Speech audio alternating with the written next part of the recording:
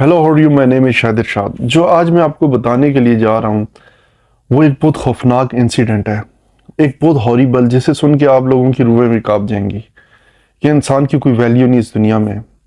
और लोग पैसों के लिए क्या क्या कर जाते हैं, अपने पैसों के लिए इंसान इंसान को नहीं देखता, वो उसकी मतलब कि जान ले लेते हैं। जो वाक़या मैं आपको बताने के लिए जा रहा हूँ ये कराची के शहर में हुआ है।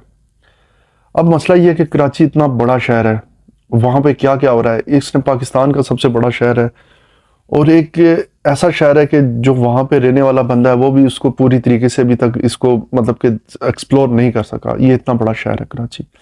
और यहाँ पे जो इस टाइम आप कह सकते हैं कि पाकिस्तान के पावरफुल लोग वो भी कराची में ही रहते हैं। उनके बिजनेस वहाँ पे हैं, उनका सब कुछ वहाँ पे है और बड़े ओहदेदारान लोग भी वहीं पे हैं।